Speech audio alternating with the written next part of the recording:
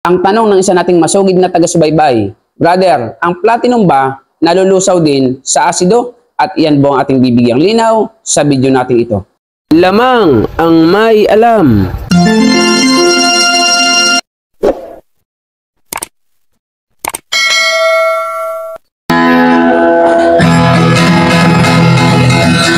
Ginto pilak ang trabaho ko. Pag pilates ng ginto, eksperto ko. Magandang panahon po sa inyo mga kaibigan ko. Dito po sa ating channel, More Than Treasures. Kumusta po kayong lahat? Naway nasa mabuti kayong kalagayan at lagi pong ligtas sa anumang sakit at karamdaman. So sa video po natin ito ay bibigyan natin linaw at kasagutan ang isang katanungan ng isa nating masugid na taga-subaybay. Hindi ko na po ibibigay ang kanyang pangalan. Ang tanong niya po ay ganito, brother, ang platinum ba hindi nalulusaw sa asido o hindi kayang lusawin ng asido? So mga ka-Modern Treasures, may mga video na po ako niyan pero hindi po talaga direct to the point na ganyan.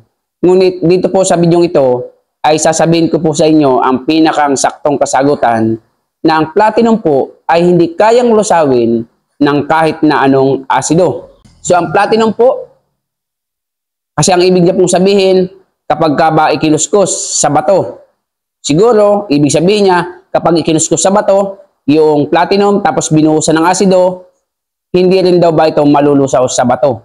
Yes po. Ibig sabihin, kapag ang isang platinum ay kinuskus mo sa bato, binuhusan mo ng asido, hindi po yan kayang mabura o malusaw sa bato. Kapag ang isang platinum na inaakala mo, kahit na may tatakpang PT900 at ikinuskus mo sa bato, binuhusan mo ng asido, tapos ay nalusaw, 100% hindi po yan platinum. Ngunit, datapwat at subalit, ang sabi ng aking lolo, ano po, na hindi ko na inabutan ng buhay, hindi po lahat ng platinum o hindi po lahat ng ikinukuskus sa bato, binuhusan ng asido, at hindi nabura, hindi po ibig sabihin ay platinum na po yan. Marami pong metal na katulad ng platinum ang kanyang katangian kapag ikinuskus sa bato. Katulad po ng aluminum. Kulay puti din po yan. Kapag ikinuskus mo po sa bato, binuhusan mo ng asido, hindi po yan matitinag o malulusaw ng asido. Ngunit, datapwat at subalit, malaki po ang pagkakaiba nila. Halimbawa, singsing na platinum, singsing na aluminum, napakalaki po at napakalayo ng bigat. Halos po ay mga 10 times siguro ng bigat ng aluminum ang isa pong platinum. Halimbawa, magkasinlaki lamang po sila. Isang singsing na platinum, isang singsing na aluminum. Napakalayo po ng diferensya sa timbang. Sobrang bigat po ng platinum at sobrang gaan naman ng aluminum. Pero pag kinuskus mo sa bato, hindi sila nabubura. Kaya hindi ibig sabihin, pag hindi po nabura sa bato, ay platinum na. Ano po? Ngunit ang platinum ay hindi nga nabubura sa bato. Pangalawa, stainless. Ang stainless din po ay kulay puti. Kapag ikinuskus mo sa bato, hindi rin po yan mabubura. Ngunit datapwat at subalit na naman. Isang singsing na platinum, isang singsing na stainless. Sobrang tigas naman po ng stainless kapag niyupi mo, kaysa naman po sa platinum.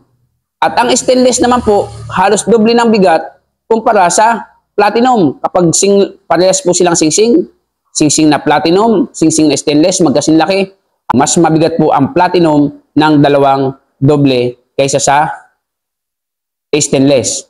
At kapag ikinuskus mo po ang stainless sa bato, yan po ay manipis lamang po yung kain at ang tigas po niya ikiskis. Hindi katulad ng platinum, kapag ikiniskis mo sa bato, parang kumikiskis ng gintong 24K, malambot at malaki po ang kain sa bato. So, hindi po tayo pwedeng magtiwala 100% porque po hindi natanggal sa bato o nalusaw sa bato, pag kinuskus mo ay platinum na. Sapagkat marami pong metal na kulay puti na katulad po ng platinum, kapag kinuskus mo sa bato, hindi po kayang lusawin ng asido. Okay?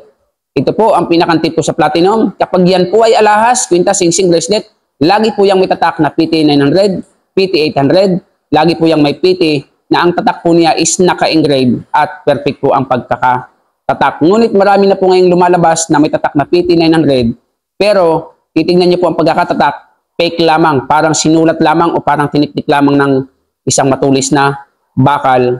At dun nga po sa tinuro ko sa inyo, ibang bigat ng platinum sa ibang metal na katulad niya kapag ikinuskus sa bato. So malinaw po sa nagtanong, idol, sa iyo ay hindi kayang lusawin ng anumang asido ang platinum kapag binuhusan ng asido. So kung nagustuhan niyo po ang ating channel at kayo po'y bagong daan lang dito sa ating bahay, pakisusunod niyo po ang ating channel. Pakihit niyo po notification bell, lagay niyo po ay all upang lagi po yung update sa ating mga bagong videos. At kung nagustuhan niyo nga, paki-like and share. Kung may katanungan po kayo, comment po kayo sa ating comment section. Sa mabilis na usapan, meron po tayong FB page, More Than Treasures. Yes po, sa mga nagtatanong, still buying po tayo ng mga alahas, scrapman or buo at mga luxury watches, mga vintage and antique na relo. Marami pong salamat. See you in our next video. God bless po. Lamang ang may alam.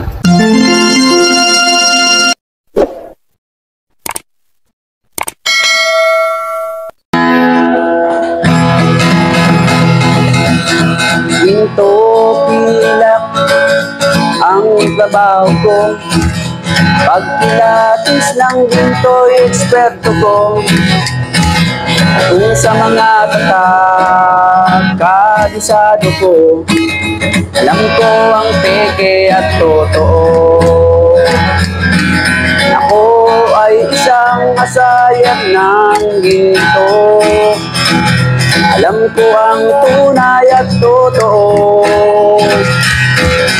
Kung usapan ay alas lang, yan ay kaya nating patunayan.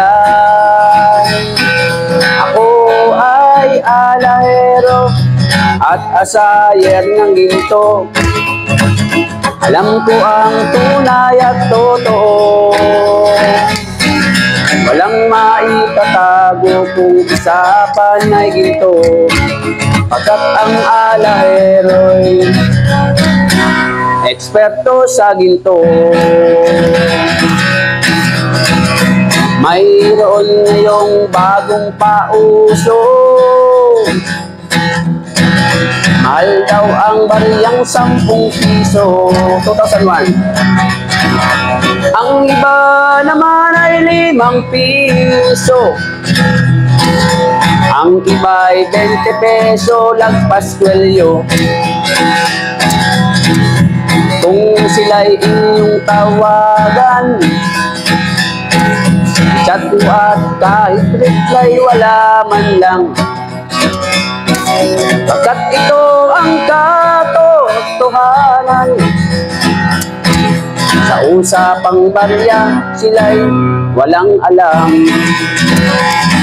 Ginto pilak ang trabaho ko, pagpilatis ng ginto'y eksperto ko.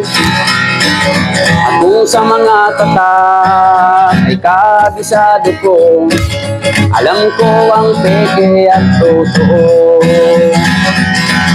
Ako ay isang asayer ng ginto, alam ko ang tunay at totoo.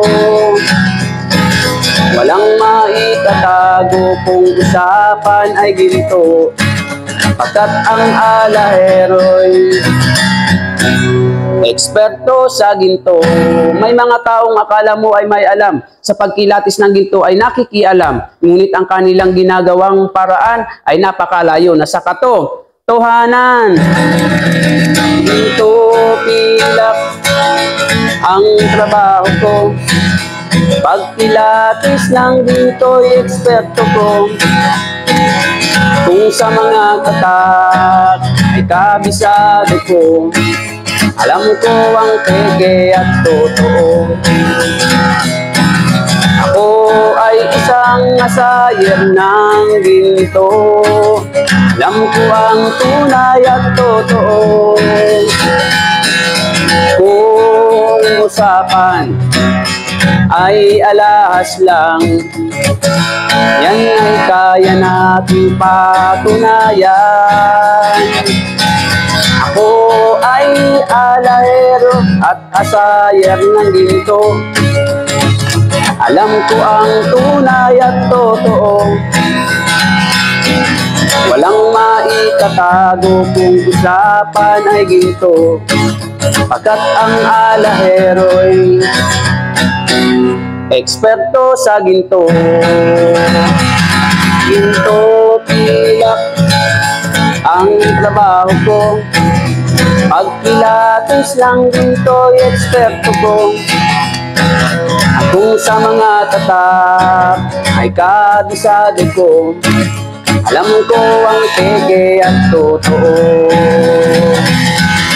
Ako ay isang asayer ng ginto. Alam ko ang tunay at totoo.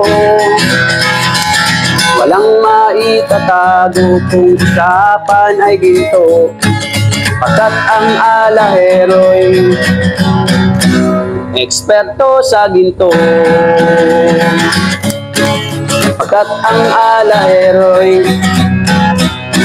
eksperto sa ginto.